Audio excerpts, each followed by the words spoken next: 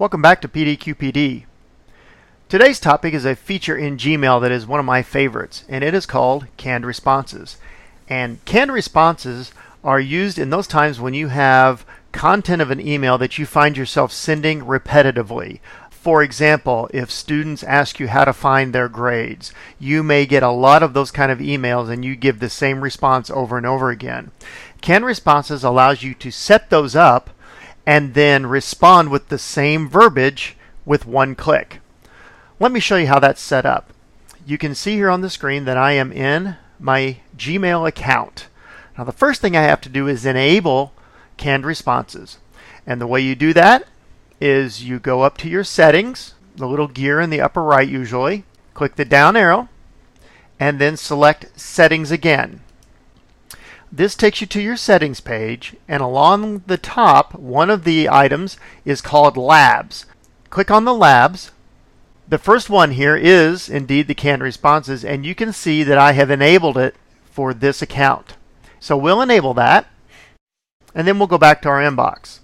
Now the next step is to create what we want in our email that we're going to need to come back to over and over again. So I'm going to select Compose, and then here in the body, I'm going to type the information that I want in my repetitive email.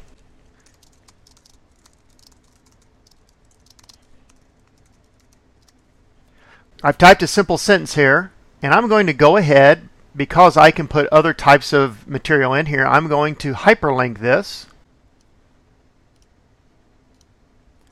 And I'm also going to add a file to this email.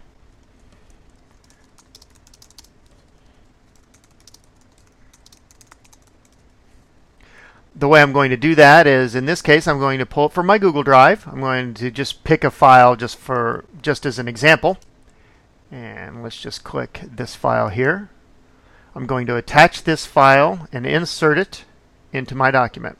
So here's the email that I want to use, that I want to save to use repetitively. Now, when I go down here to the bottom right, make sure this is set up the way you want it, including your attachment and your hyperlink if you have that.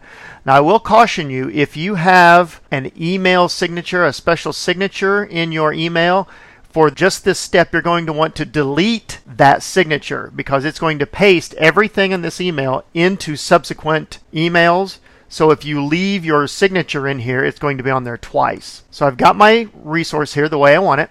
I'm going to come down to this arrow, and you can see now this canned responses here. And when I scroll over it, there's the option for a new canned response.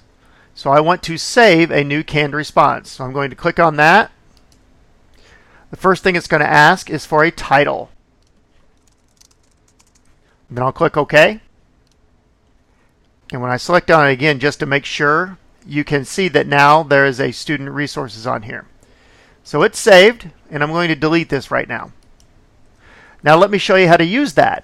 When I go to Compose, I can go down here to the body, to the down arrow, select canned responses, and I'm going to insert this one called student resources. When I click on that, it enters all of that material, including the attachment, and it gives the subject name, the title of whatever that canned response was. Now I can change this if I would like. That's how you would send an email to somebody using a canned response. Let me delete this for now. And to use it as a reply, same type of thing. So let me just click on this first email that I've gotten. This has nothing to do with anything. This just happens to be the first email. And I want to reply. My cursor's in the body. I go to canned responses and select insert, and it brings that information in there. And then I can just hit send, and it will send that reply right back to the sender. This will save you a lot of time typing emails. I hope you will find an opportunity to use this. I hope this will save you some time, make your emails a little bit more efficient. And as always, have a great day.